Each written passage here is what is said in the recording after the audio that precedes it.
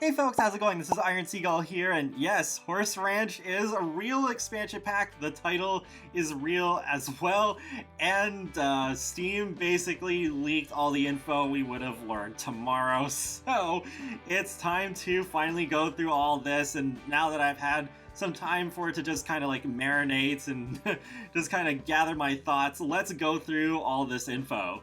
Thanks to Sims community, I will leave their article in the video description below.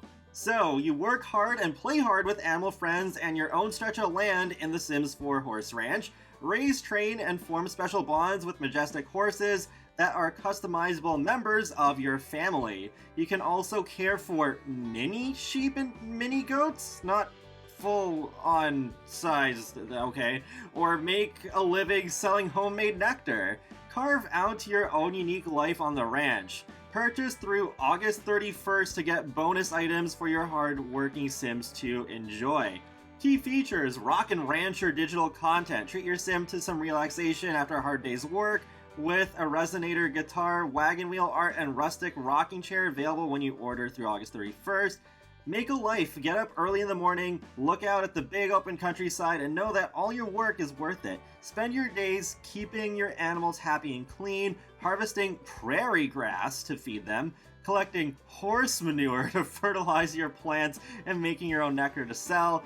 Do it all on a ranch you designed, whether that means a traditional cabin or a big red barn. Bond with animals. Fill your ranch with animal friends and carve out a life together. Your horses, including adorable foals, are part of your household and have lots of special interactions with both Sims and other horses. You can also care for mini goats and mini sheep and invite neighbors to come see how cute they are. Join a thriving community. Living on a ranch has its moments of peace and solitude, but there's also a lively social scene. Your Sims can go into town to meet friends at the bar, blow off steam at the dance hall, or train at the Equestrian park. They can also host events like cookouts and dances on their own property, and hire a ranch hand to help when the work builds up. And raise horses. Horses are part of the family. Customize hoofed friends and create a Sim, or get new horses by rescuing or purchasing them. Foals can also be born on your ranch. Sims can learn the riding skill, and horses can train in the agility and jumping skills. Okay, so exactly the same skills we had in The Sims 3 Pets. Skilled horses and riders can even win awards at the Equestrian Center. Now let's take a look at the leaked screenshots. So in this first one here, we have a Sim tending to a mini sheep, and there is a mini goat just standing behind her, and hey, there's a Sim making nectar. So this is probably one of the most surprising things to me, because I figured after juice fizzing, we probably would not get nectar making back, because we had that in the Sims 3 World Adventures. But when I saw this, I was like, oh, because I saw this screenshot before reading the features. But I knew this had to be nectar making returning, because I remember my Sims crushing the grapes like that in The Sims 3. I'm guessing the benefits the nectar will have will be very similar to the ones that we can already do with juice fizzing. I think even on the bottle, on the barrel that is most to the left, it looks like a plasma fruit icon's on there.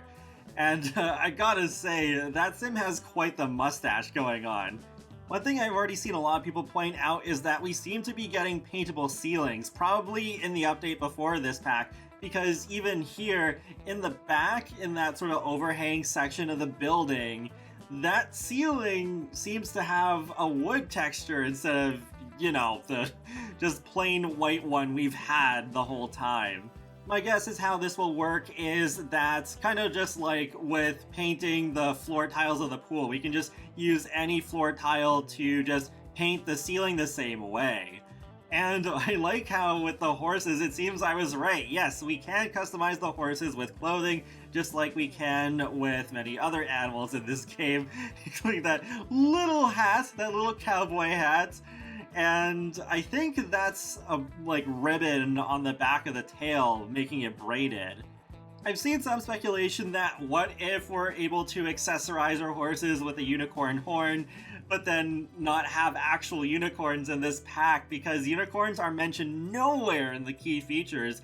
So unless they're kept as a secret for perhaps the end of the trailer or live stream that they'll probably do, then probably save the unicorns for another pack with fairies, because I mean, we have at least 2 packs already that horses could have fit into, and then they're their own pack, and then it just would feel pretty in character for EA to just give us the horses but not the unicorns too. I also like the barn doors and the new furniture and build tools in general in this screenshot, and the Create a Sim stuff, I'm liking what I'm seeing so far. But I actually took a little bit to notice, hey, that's a kid riding a horse on the very right. So kids were not able to ride horses in The Sims 3, so given that the main feature of this whole pack is horses, I'm really glad they're doing that this time. So far, I like how the horses look as well. I think I like them better than in The Sims 3. I think the only animal where I'm like, oh, they could have looked better, besides like the low poly scenery ones, I mean like the actual ones that our Sims can own, I think the llama was the only one where I'm like, the texture could have looked better. But I think the horses and the goats and the sheep look really good. And yeah, horse manure is also a thing that's there. With the toddler also being in the screenshot, it would be nice if they did have at least a couple of interactions with the horses. I mean, they'll probably be able to interact with the mini goats and sheep, but yeah, it'd be cute to see them interact with the horses as well. Now let's move inside the stable with this second screenshot. We have a much better look at paintable ceilings, and we have the stable object on the left where I'm assuming the horses just go to sleep like in The Sims 3, and that cute little mini sheep that's spotted, I love that. And yeah, generally like the decor that's going on here, that barred window is quite interesting. And outside, it looks like there's a horse interacting with a mini goat, with the goat playing dead or something. Hopefully there can be really funny goat screams in this pack. Then we have the inside of this saloon. I mean, it would be strange as often as we get bars for there not to be a bar in this pack. And I love the Create a Sim assets here, like the hairstyles. I'm a sucker for ponytails. And it looks like we're even getting potentially indigenous inspired hairstyles. Like this sim in the middle here seems to be wearing a more traditional Aboriginal hairstyle. So yeah, I hope they actually do get proper representation in this pack if that's the direction they're going in. And yep, that sim on the left is definitely chugging some of that nectar there, so that should be an interesting thing to play around with. It looks like we are getting at least one new type of dance. It would be awesome if we got the smustle back from The Sims 2. That's something I've been missing, and I just feel like is one of those signature Sims things that should be in every Sims game. On the right, we can see a sim playing an upright piano. That's cool that we're already getting another one because we just got our first with Growing Together. And again, those barn doors appearing and the new spandrels and fencing all looks really nice. I don't know, not much else for me to say in the build mode aspect of things, but overall, I think this all looks pretty nice. Next, we have what looks to be the Equestrian Center, like in The Sims 3, but there's one key difference because Semantically, who has been right about everything that he said about this expansion pack so far, tweeted that the building you see here is a part of the new world, not an editable lot. I'm not too surprised about that because, well, if they were to make it a lot that we can edit, then you would have to go through a loading screen, which could make things potentially really annoying. Like, say, with the detective career in Get to Work, where you have to go through so many loading screens, it just kinda dampens the fun a lot compared to, say, like a lot of other things in The Sims 4, even though you can say the loading screens are annoying in general. It looks like, once again, the Equestrian Center is going to be a rabbit hole because you can see the barn doors are open, but it's just a void. You can't see anything inside. It's just the sort of like course outside. At least you can still jump around, so that is good. But yeah, it is too bad that it is a rabbit hole once again. But I guess the routing could have potentially been a nightmare if they were to make that fully playable.